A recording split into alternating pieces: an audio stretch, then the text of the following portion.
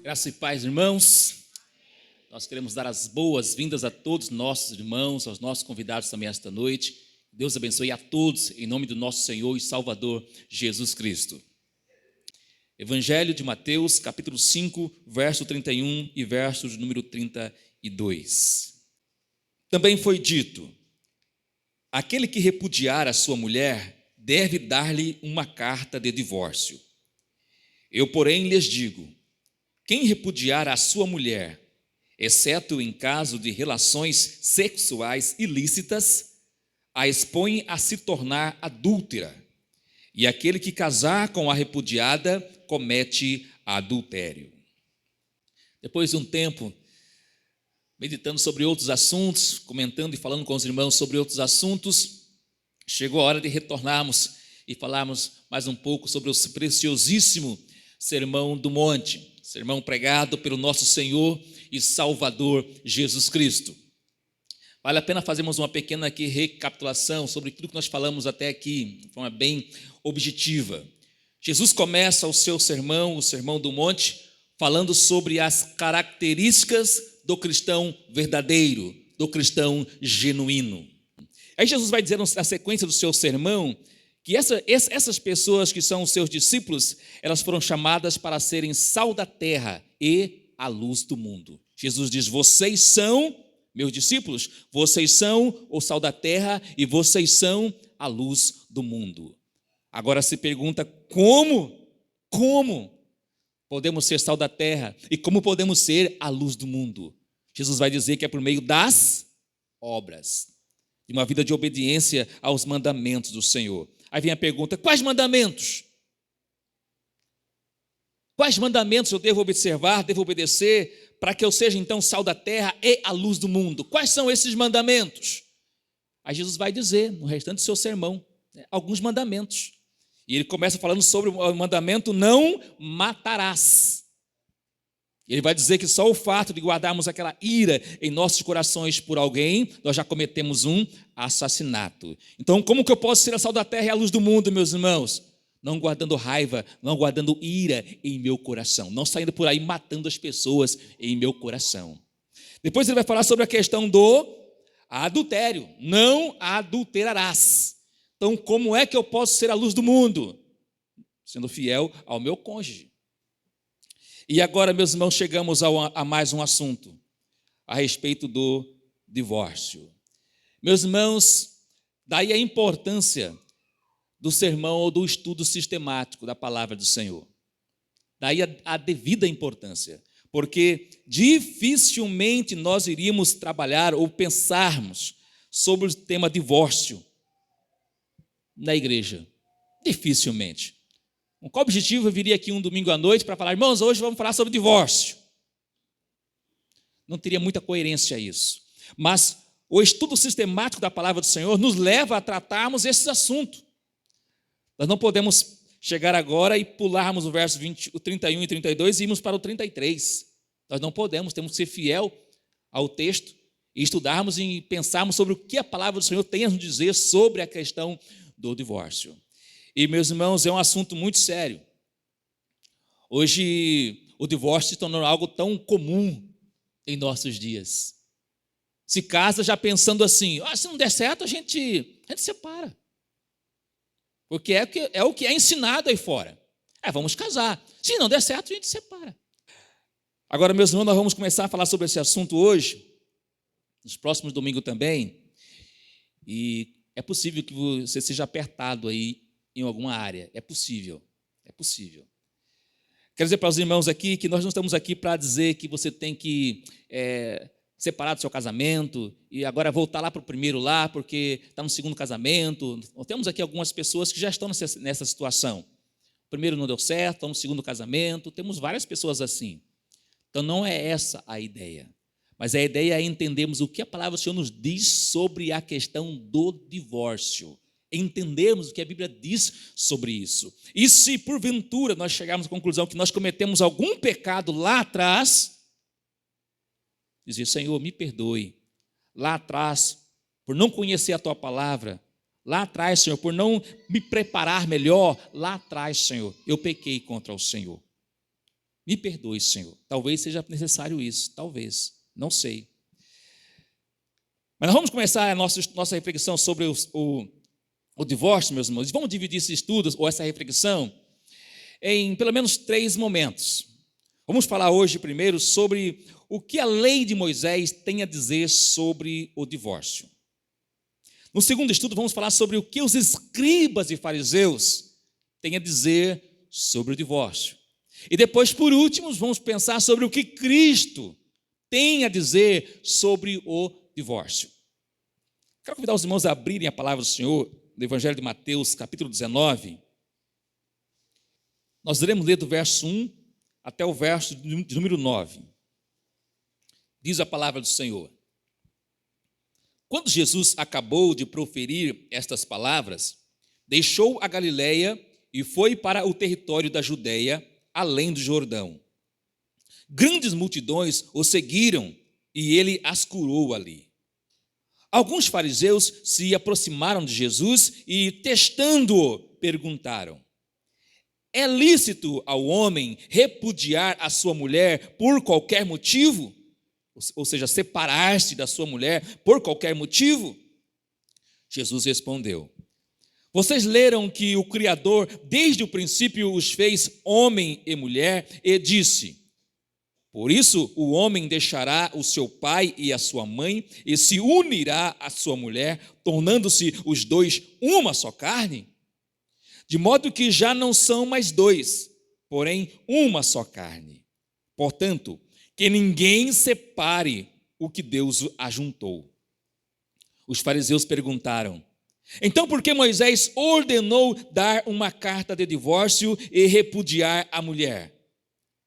Jesus respondeu: Foi por causa da dureza do coração de vocês que Moisés permitiu que vocês repudiassem a mulher. Mas não foi assim desde o princípio. Eu, porém, lhes digo: quem repudiar a sua mulher, não sendo por causa de relações sexuais ilícitas e casar com outra, comete adultério. Até aqui, meus irmãos, por enquanto. Vamos enfatizar aqui, meus irmãos, voltar nossa atenção para o verso número 7, onde diz assim: Os fariseus perguntaram: Então por que Moisés ordenou? Preste atenção na palavra ordenou. Por que Moisés ordenou dar uma carta de divórcio e repudiar a sua mulher? Eles perguntam. Agora, olha a resposta de Cristo. Foi por causa da dureza do coração de vocês que Moisés permitiu. Então, Moisés não ordenou. Moisés permitiu. Isso tem que ficar muito claro para nós aqui. Agora, meus irmãos, vamos voltar nossas atenções para Deuteronômio. Nós queremos ver o que a lei de Moisés dizia sobre o divórcio, que é o caso que os escribas e fariseus citam aqui para Jesus. Então, nós temos que voltar nossas atenções para Deuteronômio, capítulo número 24. Deuteronômio, capítulo 24, verso 1 até o verso número 4. O que a lei de Moisés dizia a respeito do divórcio?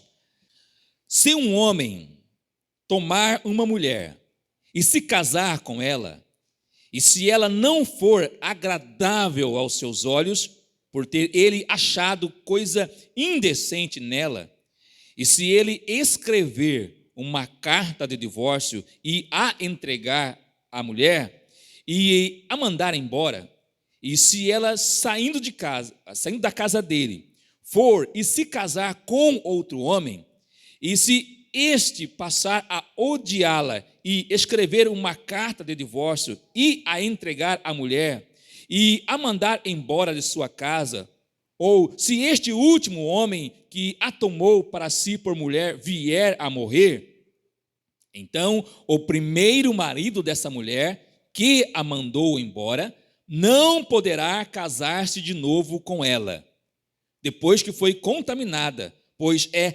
abominação diante do Senhor. Assim, vocês não farão pecar a terra que o Senhor, seu Deus, lhes dá por herança. Meus irmãos, o que a lei de Moisés dizia sobre o divórcio? Não sei se os irmãos atentaram aí, mas não há aqui, no texto que nós consideramos aqui, a questão do adultério como uma causa aqui para o divórcio. Moisés não fala sobre isso aqui. Fala sobre outras coisas, que ele permitiu o divórcio, mas não há ênfase aqui ao adultério. Aí a pergunta é, por quê? Se o próprio Cristo lá na frente fala que relações sexuais ilícitas poderia ser uma base para um divórcio. Mas Moisés aqui nem cita, não fala a respeito do adultério. A pergunta é por quê? Deuteronômio capítulo 22, verso 22. Se um homem for encontrado deitado com uma mulher que tem marido, ambos devem ser mortos. O homem que se deitou com a mulher e a mulher. Assim vocês eliminarão o mal de Israel. Então, por que Moisés não cita aqui o adultério como uma causa de um divórcio aqui? Porque o adultério era tratado de modo mais radical. A consequência era apedrejamento. Dr. Martin Lloyd-Jones, ele diz assim: por causa do adultério, o matrimônio chega ao fim. Todavia, não chegava ao seu término por causa de um processo de divórcio, e sim pela execução da sentença de morte. Era assim naquele tempo, nos dias de Moisés. Agora, meus irmãos, no texto que nós consideramos aqui, capítulo 24 de Deuteronômio, o que a lei de Moisés tem a dizer com respeito ao divórcio? 3 coisas pelo menos, meus irmãos. 3 coisas Moisés diz aqui no capítulo 24, do verso 1 ao 4, que nós lemos aqui. 3 coisas. A primeira coisa que a lei de Moisés faz em relação ao divórcio é limitá-lo. Moisés limita o divórcio. Por quê? Naqueles dias, meus irmãos, a coisa tinha ficado caótica. Se separava, se divorciava por qualquer motivo, qualquer razão era o suficiente para a pessoa se divorciar. Então Moisés aqui, ele cria alguns critérios para o divórcio. Vamos ler novamente, capítulo 24, verso 1. Se um homem tomar uma mulher, se casar com ela, e se ela não for agradável aos seus olhos, por ter ele achado coisa indecente nela, e se ele escrever uma carta de divórcio, até aqui, meus irmãos, é o suficiente. Nossa chave aqui é se ele encontrar alguma coisa indecente nela. Em outras versões aparece a palavra impureza. Então se limita a essa questão, que não sabemos precisar exatamente o que é isso. Mas até então se podia separar por qualquer motivo. Então Moisés diz, não é bem assim não. Daqui para frente é se houver, você casou com ela. Aí, ao casar, se encontrou alguma coisa indecente, não dá, aí sim, você pode separar, dá a carta de divórcio para ela e separa. Moisés não ordenou, bom enfatizar isso, permitiu, segundo a lei de Moisés. Ele não ordena, permite. Aí se pergunta, por quê? Jesus responde lá em Mateus, por causa da dureza do vosso coração, Jesus responde. Não é isso que os escribas perguntam para Jesus? Então por que Moisés ordenou dar carta de divórcio? Jesus diz, ele não ordenou não, ele permitiu. Por quê? Por causa da dureza do vosso coração, é que Moisés permitiu. Mas não foi assim desde o princípio. Vamos falar sobre isso mais para frente, se Deus assim nos permitir. Falando sobre isso, o Dr. Martin Lloyd-Jones, ele explica falando assim, naqueles dias, geralmente os varões tinham as mulheres em baixíssima conta e haviam chegado ao extremo de crer que eles tinham o direito de se divorciarem de suas esposas quase por qualquer razão indigna e frívola. A legislação mosaica, por conseguinte, foi introduzida a fim de regular e controlar uma situação que não somente se tornara confusa, mas que também era grosseiramente injusta com as mulheres. Antes que pudesse obter o divórcio, Um homem tinha que provar que havia algum motivo deveras especial descrito sobre o título de impureza ou imundícia. Então, agora não é mais por qualquer motivo. Vou separar, por quê? Não. Não sabíamos precisar aqui o que era, mas tinha que ser alguma coisa que, aí sim, aí se permitia separar. Então, meus irmãos, a primeira coisa que a lei de Moisés faz aqui é limitar o divórcio. Cortar aquela questão de separar por qualquer motivo, qualquer razão. Primeira coisa que a lei de Moisés faz. Uma segunda coisa que a lei de Moisés faz aqui, meus irmãos, é agora requerer a carta de divórcio. Ou exigir a carta de divórcio. Olha a sequência do texto que nós lemos aqui. Verso 24, capítulo 24, verso 1. Se um homem tomar uma mulher e se casar com ela, e se ela não for agradável aos seus olhos, por ser ele achado coisa indecente nela, ou melhor, por ter ele achado coisa indecente nela, e se ele, olha aqui, se ele escrever uma carta de divórcio e entregar à mulher e a mandar embora. Até então, meus irmãos, se separava simplesmente. Agora, não. É necessário que se escrevesse uma carta de divórcio, um documento, dizendo, olha, vamos separar dessa mulher por conta disso, disso, disso e disso. E a razão não é a infidelidade conjugal. Por quê? Por que tinha que ficar claro isso, meus irmãos? Que a razão não era a infidelidade conjugal, tinha que ficar claro no documento. Por quê? Por causa do pecado. Se lembra que adultério tinha como consequência pena de morte? Então a mulher tinha que estar claro no documento lá, na carta de divórcio, que a razão não era ou não foi infidelidade para que ocorresse o divórcio. De posse desse documento, dessa carta de divórcio, ela podia então agora constituir uma nova família. O Dr. Martin Lloyd-Jones explica essa situação dizendo assim: uma mulher repudiada podia ser acusada de infidelidade ou adultério. E dessa maneira, era possível de apedrejamento até a morte.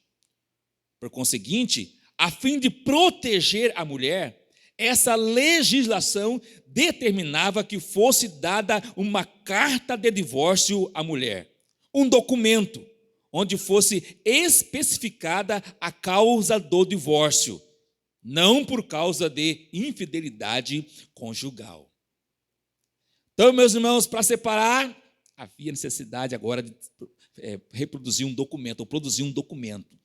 O homem ensinava lá, dizia, olha, vamos separar de fulana por causa disso, disso, disso e isso. Dava o documento para a mulher, e ela então saía, e posse daquele documento, ela podia então constituir uma nova família, casar-se novamente, segundo a lei de Moisés. Uma terceira coisa que a lei de Moisés dizia, meus irmãos, é que a segunda núpcias não era permitido. A pessoa separou, deu a carta de divórcio, não quero mais, deu a carta de divórcio. A mulher pega essa carta de divórcio, agora contrai um segundo casamento.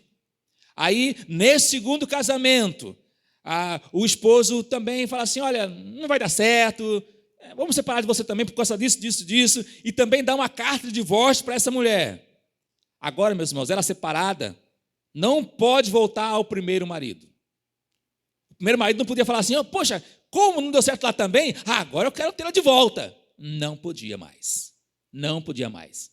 Ou se no caso do segundo marido viesse a falecer, ela ficasse viúva, ele também não podia ter-la novamente de volta.